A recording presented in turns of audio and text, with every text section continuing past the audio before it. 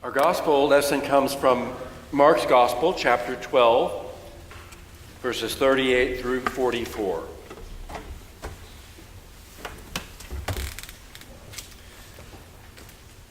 As Jesus taught, he said, "Beware of the scribes who like to walk around in long robes and to be greeted with respect in the marketplaces and to have the best seats in the synagogue and places of honor at banquets. They devour widows' houses and for the sake of appearance say long prayers. They will receive the greater condemnation." He sat down opposite the treasury and watched the crowd putting money into the treasury. Many rich people put in large sums. A poor widow came and put in 2 small copper coins, which are worth a penny. Then he called his disciples and said to them, "Truly I tell you, this widow has put in more than all those who are contributing to the treasury. For all of them have contributed out of their abundance. But she, out of her poverty, has put in everything she had, all she had to live on." The word of the Lord. Thanks be to God. Let us pray. Lord, may the words of my mouth and the meditations of our hearts be acceptable in thy sight, O God, who art our rock and our Redeemer. Amen. Who are you watching? I bet you're watching people all the time. You may not even be thinking about it, but I bet you're watching people all the time, observing them, asking yourself questions about them, maybe even passing judgments on them.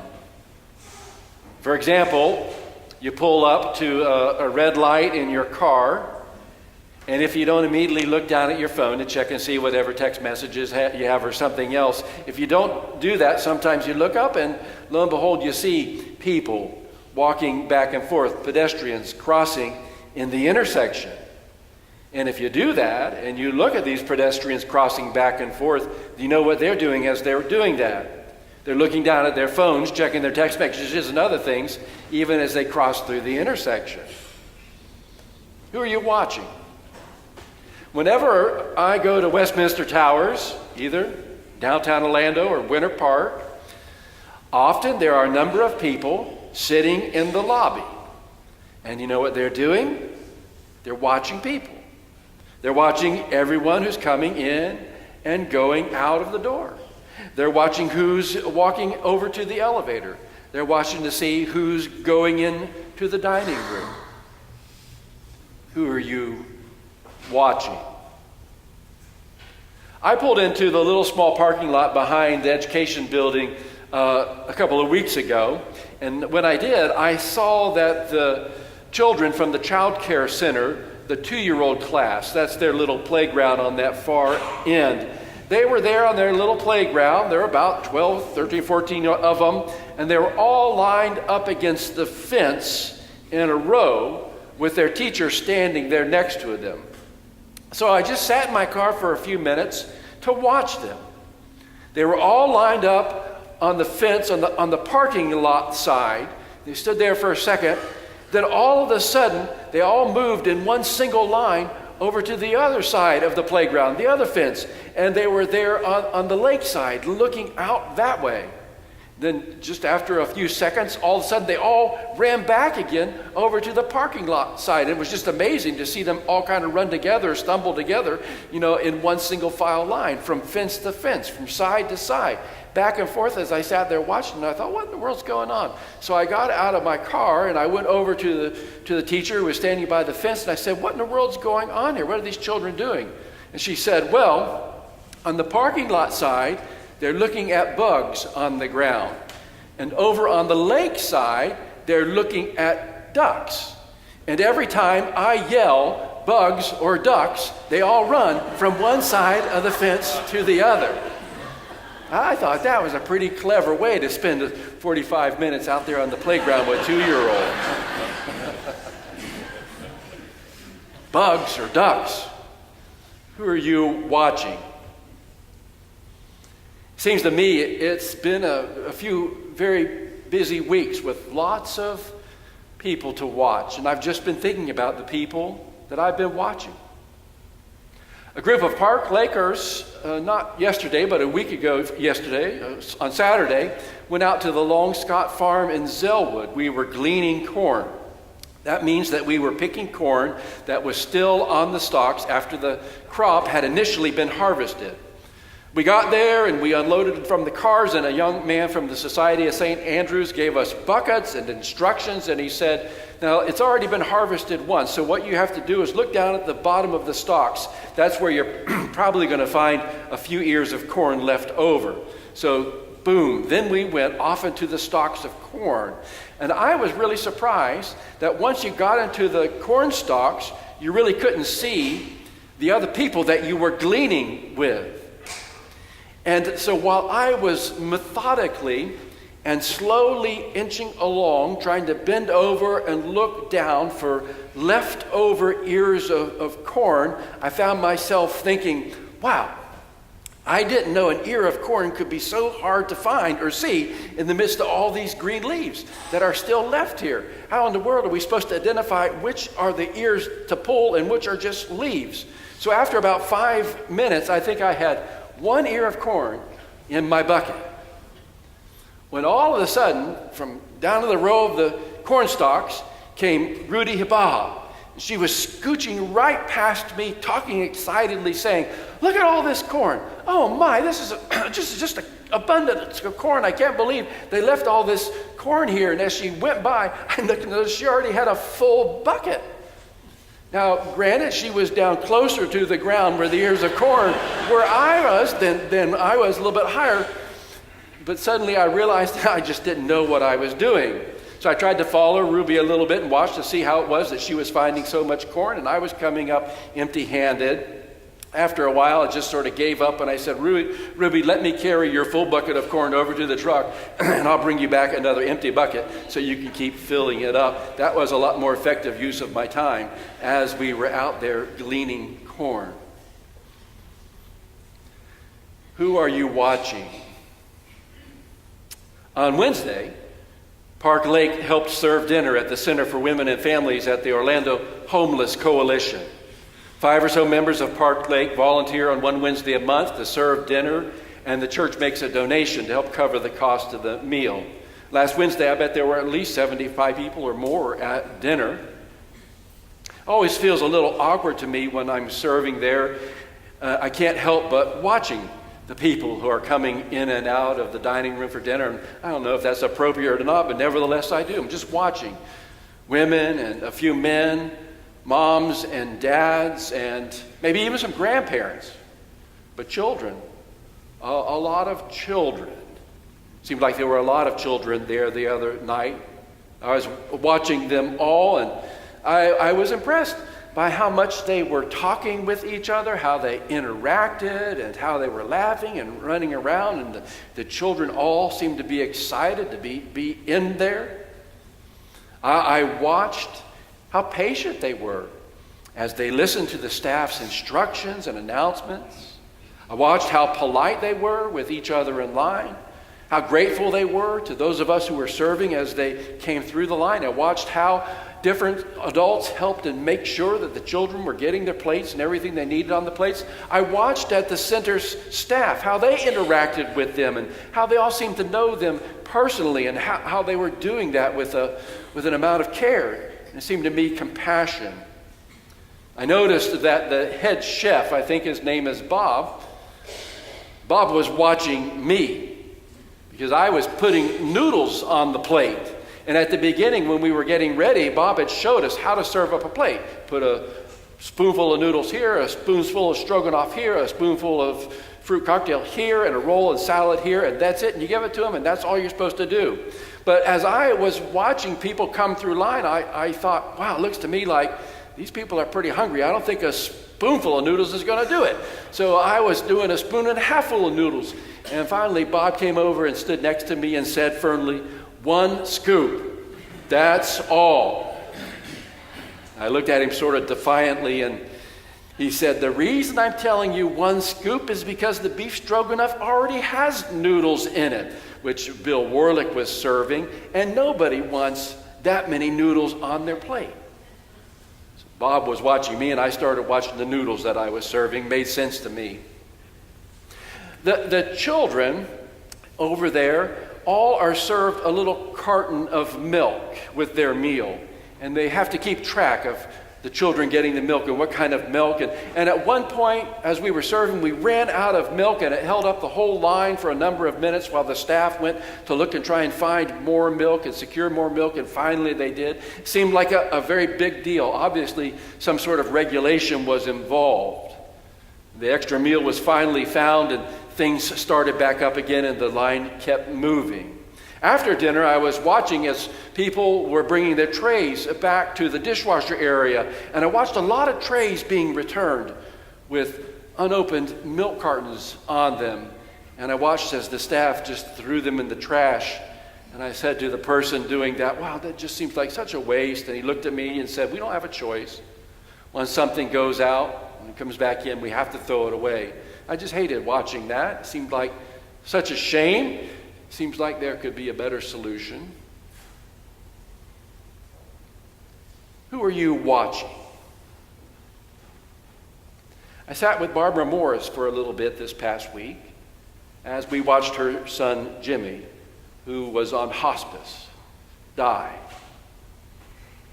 Barbara sat with him for weeks, doing everything she possibly could for him. As we watched Jimmy, we chatted about our families, but mostly we talked about the fellowship Sunday school class and all the different people who have been a part of that class over the years, and the friendships Barbara has there, and all the people who have been good friends to Barbara and to each other, calling and praying, Paula, others running small errands, Nancy. A class, watching each other, helping each other. I've watched a lot of people in that class, and I've learned from a lot of people in that class how to sustain each other through life and death. Who are you watching? Spent some time watching the victims of another mass shooting this week, watching their disbelief that it could have happened to them, could have happened in their community. Watching and hearing in disbelief that some of the people present at this shooting were also present at the shooting at the concert in Las Vegas just over a year ago. Unimaginable. Who are you watching? Maybe you were watching the scenes of the horrible fires ripping once again across California, watching families' homes be destroyed, loved ones being taken. Who are you watching? I bet you did a lot of watching this week of news, politics, and election results. You could watch that 24 hours a day, 7 days a week, if you wanted to. Don't do that. That's too much watching. But as you're watching, I bet you know, don't you, that who you're watching goes a long way to determine what you're thinking and what you believe and who you side with and who you trust. Who are you watching?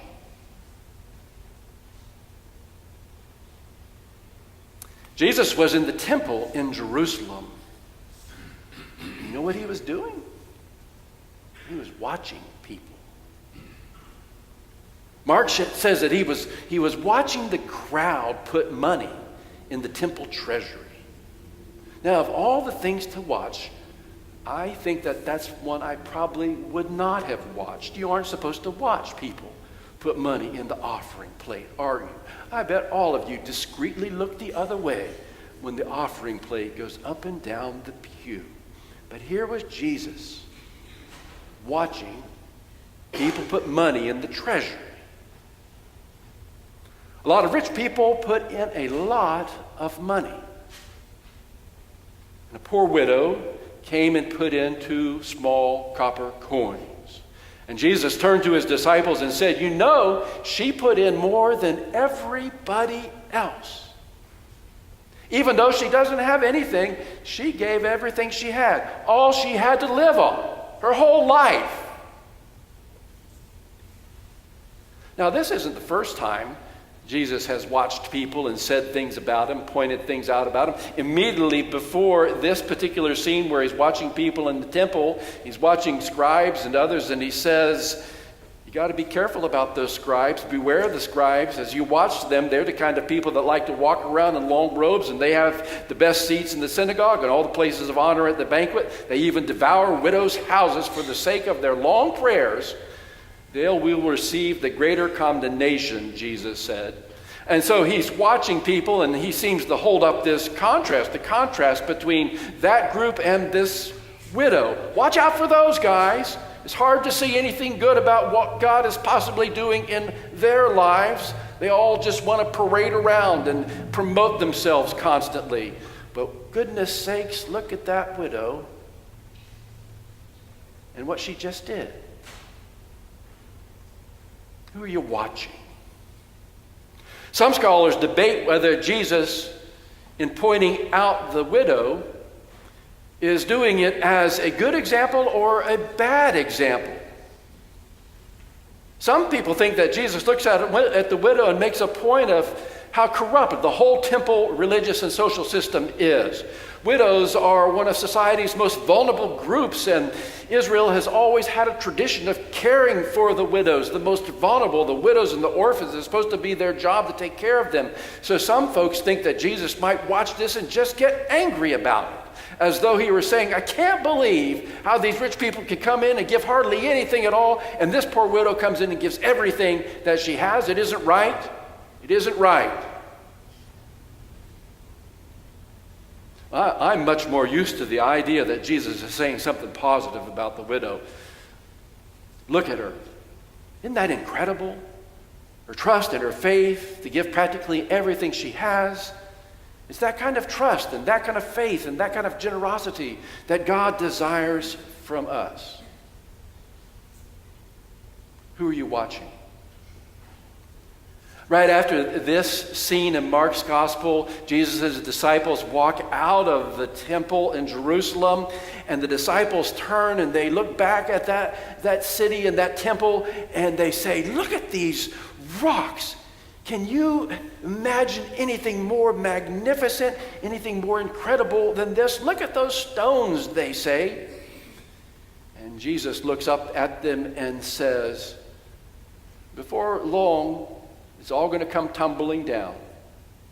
Not a single stone will be left standing here. The whole thing is just going to be a pile of rubble. Can you imagine their disbelief, their shock? The contrast between looking at that magnificent structure in Jesus' words. What in the world is he talking about? Do you remember how it's exactly what Jesus said right there that they bring up against him at the trial? Of course, they twist his words, and they are watching things a little bit differently. At the trial, he said he would tear down that temple and rebuild it again in 3 days. Who are you watching? Who are you watching? It's important, isn't it? Who we watch. Maybe that's all Jesus is doing here, is reminding us. It's important who you watch. I think it might be a good idea to watch Jesus. And I think the way we primarily find ourselves doing that is by watching each other. Who are you watching? I bet you've watched somebody in this room and you thought to yourself, what great faith. Wish I could believe like that. I bet you've watched somebody in your room and you thought to yourself, what generosity. I wish I could give like that. Who are you watching? Maybe that's all Jesus is saying. It's important who you watch. Be sure and watch him. Be sure and watch him. Amen.